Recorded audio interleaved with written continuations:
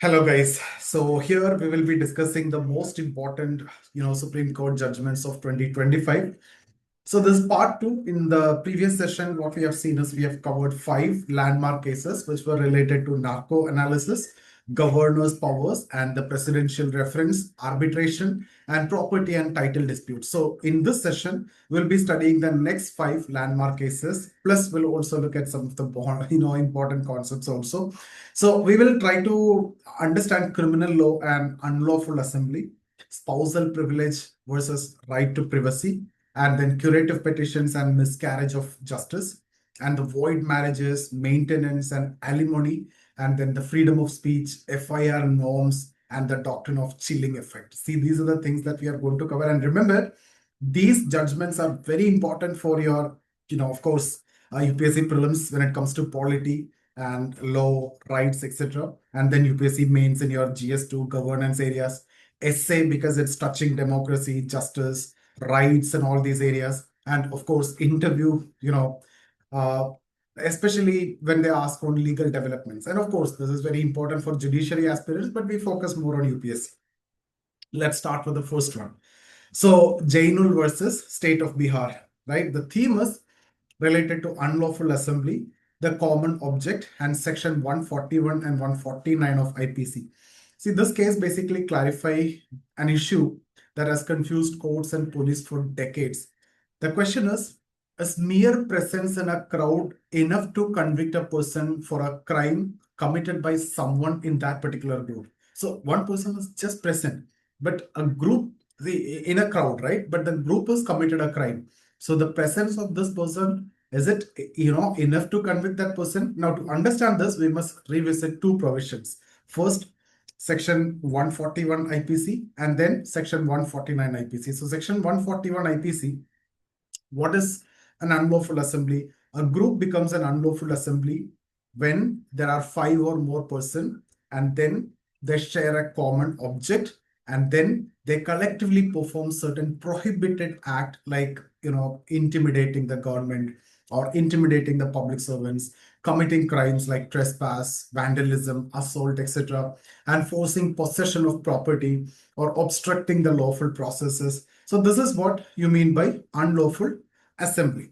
Now let's understand section 149 IPC, the vicarious liability. See, if an offense is committed by one member of an assembly, other member knew that such an offense was likely to be committed, then every member can be held guilty. So this is a powerful and dangerous provision that even there is a group exists and one member of the assembly committed, but the other member knew that the offense is likely to be committed, then every member can be held guilty. Now, what is the problem here? In India, these protest rallies and the land disputes, in fact, often involve hundreds of people. For example, a peaceful protest suddenly turned chaotic and someone throw a stone, right, or petrol bomb. Someone else, pushes the barricade. If one person dies, can all 300, 400 people be charged with murder? Because everyone have that knowledge. If this happens, this is going to be the effect. And that's exactly the issue in this case, right? So let's look at the facts of the case first. So there was a land dispute which is escalated, or 400, 500 villagers gathered and a violent clash occurred. 2 people died in that. An FIR was filed against 70% and trial court convicted 21% and High Court upheld conviction of 11%.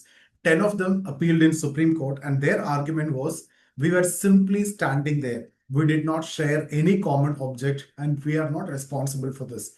Now, what did the Supreme Court hold? Mere presence at the scene of crime is not enough to convict a person under section 149. So the court also drew very clear boundary, like a common object must be proved and it should not be assumed. You cannot guess a common object. You cannot infer guilt just because many people were present. And the presence is not equal to participation. Mere presence is not to be considered as participation, right? Standing near the crowd, that does not make you a criminal, right? And then the third provision is, point is, section 149 is a serious offense. It cannot be applied casually just like this. So if you are looking for a conviction that requires solid, clear evidence of participation, clear knowledge of the probable offense, that They should know that this is likely to happen. And the fourth point is criminal justice cannot defeat the presumption of innocence. So suspicion is not a proof. So that first, you will assume that the presumption of innocence, that's where the trial and everything starts with. So what is the significance? This judgment protect the protesters, it protect the bystanders, it protect the innocent villagers and people who caught in mob situations. And in fact, that ensure fairness in criminal law. So this is a very important judgment in such kind of situation. So it emphasizes that mere presence is not reason for conviction. Mere presence is not equal to guilty. Mere presence is not equal to having knowledge of getting that crime committed, right? Now the next case, Vibhor Garg versus Neha. The theme here is spousal privilege versus right to privacy, and section 122 of Evidence Act is also coming into picture. So what is the key issue here? Can a husband use secretly recorded phone calls as evidence? So this case is very important, crucial, because it clarifies the balance between first right to privacy under Article 21, right to fair trial, and spousal privilege under section 122 of the Evidence Act. So let's look at the background of the case. So there is a divorce case. Husband submitted the recorded phone conversation with his wife, and wife objected this, saying that these recordings violate my privacy. I did not consent to this. So High Court, of course, agreed with wife, and husband appealed this to Supreme Court. So the core legal provision, that is Section 122 of Evidence Act, the spousal communications that are confidential, that are privileged and not admissible in court without consent. So what's the purpose here? It is basically to protect the marital harmony. So this is confidential, this is privileged and not admissible in court without consent. Very important, section 122 of Evidence Act. But there are two major exceptions. Exception one, case between the spouses. If husband and wife are litigating against each other, this privilege can be lifted. So here it is between husband and wife. So exception two, crime committed by one spouse against the other, right? So in that case also it can be lifted. This privilege will not be there. So there are some precedent also, landmark judgments, landmark precedent, R.M. Malkani versus State of Maharashtra. So basically, to decide whether a recorded call is admissible, apply three fault test. First one, is the recording relevant? Second, is it authentic, not tampered? Third, is the voice identifiable? If yes, it is admissible. So this is the precedent. Okay. So now the Supreme Court decision in this case, the recording is admissible. Why? Because a couple is already in litigation. It is between two. So section 122 exception apply here because it is between the couple. So the exception will be there, right? And fair trial require evidence to be examined. Second, privacy does not override the search for truth in matrimonial disputes. And three fault test from Malkani decision, that precedent is also satisfied. So this can be taken, right? So here, is a recording relevant? Yes, it is relevant. Is it authentic, not tampered? Yes, it is not tampered and authentic. Is the voice identifiable? Yes. In that case, it is admissible. So that three-fold test which is laid down in the Malkani is also satisfied. Now, what is significant? So this judgment basically clarifies the privacy rights are not absolute. There are exceptions which are very clear under section 122 of Evidence Act, and fair trial is a constitutional value, and spousal privilege cannot be misused, and the secret recordings may be allowed if they meet evidentiary standards also. Very important. Cool. Now the next case. Surendra Kohli versus State of UP. So this is related to curative petition, miscarriage of justice, confession under pressure. Very important. This is one of the most important judgments of the decade because the Supreme Court recalled its own earlier conviction, set aside a death sentence, and recognized manifest miscarriage of justice. So let's look at the background of the case. This case is linked to the infamous Nithari serial killings. In 2005, a 14-year-old girl, Rimpa Halder, went missing. Body parts were found near a drain after a few days, and man named Surendra Kohli was arrested, and police claimed he gave a section 164 CRPC confession, and he was convicted and sentenced to death, right? This is, rarest of rare case. In that case, convicted for death sentence, and High Court and Supreme Court upheld it in 2011. And then what happened? You will file a review petition. So review petition is also admitted. So the process is like this: sessions, and then High Court, and then Supreme Court. So if Supreme Court rejected, then a review will be given. And after a review, there will be a curative petition to avoid the miscarriage of justice. So later, in 12 similar cases against Kohli, High Court, acquitted him because confession was not voluntary and forensic links were unclear and investigations were compromised. So, in fact, what he did is Kohli filed a curative petition. That's the last constitutional remedy which is available. And see, I hope you have some knowledge about this. Curative petition is not mentioned in the constitution. It is created by the judiciary in Rupa Ashok Hura versus Ashok Hura case. So it's used only in two situations: to prevent the miscarriage of justice, to stop abuse of judicial process. And the Supreme Court finding was the confession was not voluntary. Kohli was in custody for 60 days, and presence of investigating officer created the psychological pressure, and that violate Article 23. That's the right against self-incrimination. And I told you just before, suspicion is not proof. So a person cannot be sentenced to death merely because public anger was high. You cannot satisfy the gallery all the time. Police claimed to be confessed, and recovery was doubtful. So mere suspicion is not proof. Again, the forensic chain, if you see, was unreliable. If 12 similar cases collapsed due to bad investigation, the one surviving case cannot stand alone on the same evidence, right? And the 2011 conviction was a manifest miscarriage of justice. The court restored the rule of law, principle of fairness, and the constitutional morality. Now, let's look at the case 9. Sukhdev Singh versus Sukhbir Kaur.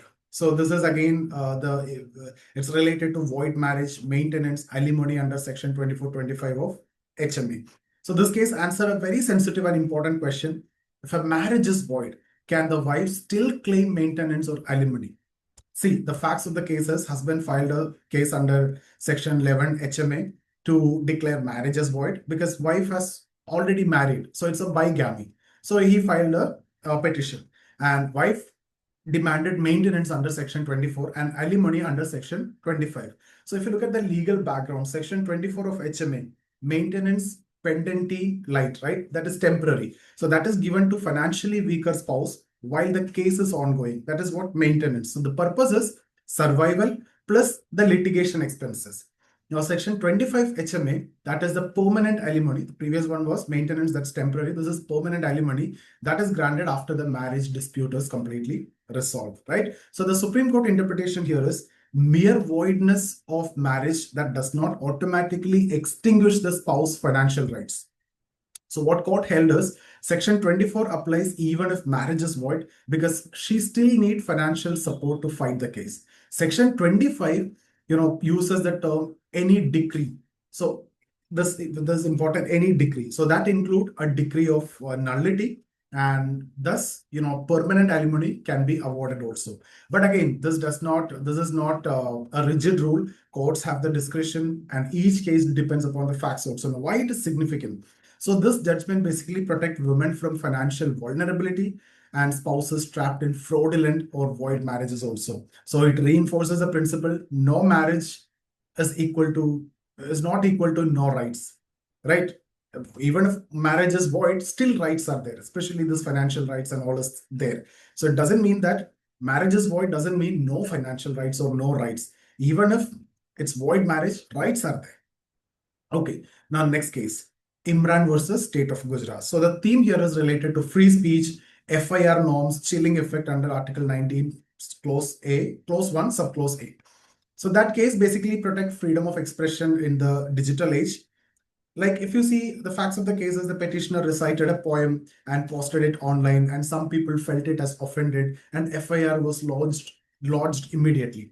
So the question before the Supreme Court was, is reciting or posting a poem as an offense? Can police file FIR against speech without any preliminary inquiry?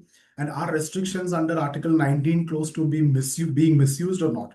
So the Supreme Court finding here is poem was not offensive. It did not involve any religion. It did not involve caste or region or national security or public order. That means the ingredients of any offense was absent in that poem. And then doctrine of chilling effect is invoked. So a society where people fear speaking is not a democracy. So if every poem or criticism result in an FIR, then the debates will collapse, citizens, self-censor, and democracy will weaken. So that is not considered good. And also, Section 173 CRPC, the preliminary inquiry, which is very much required for allegation involving spoken or written words. Police must have to conduct a preliminary inquiry before filing the FIR. Otherwise, it becomes a harassment or misuse of criminal law or violation of free speech, which is a fundamental right. Article 19 clause 2, restrictions cannot swallow Article 19 clause 1 subclause A. Restrictions are exceptions and that's not the rule. Remember, the restrictions are exceptions. The rule is different. The rights are different. So what is the significance of this? So this judgment basically strengthened the freedom of speech and democratic culture and protection from harassment through criminal procedures or the FIRs and the responsible policing. See, across these 5 judgments that we discussed, along with last 5 we discussed last year, Supreme Court is reinforcing the fundamental principles of democracy. So here in this 5, we can see fairness over haste in criminal law, privacy balanced with truth seeking, the form called related aspect, and the correcting judicial error through curative petitions, and protection of vulnerable spouses even in void marriages, robust defense in free speech and prevention of chilling effect. So these judgments are essential for any UPSC aspirant because it is talking about multiple dimensions, which is very important for your polity. Article 19, Article 20, Article 21, principle of fairness, important for ethics also, and evidence laws, criminal procedure, matrimonial rights may be important for your ethics paper, right? So these are the things, these are the important judgments. So we have covered the 10 judgments which are important of 2025 in 2 parts. I hope you got some value and understanding about these judgments. And if it is asked, you should be in a position to write good. Okay. So if you are looking for any mentorship or classes or test series in, which is related to UPSC, get in touch with us. See you there.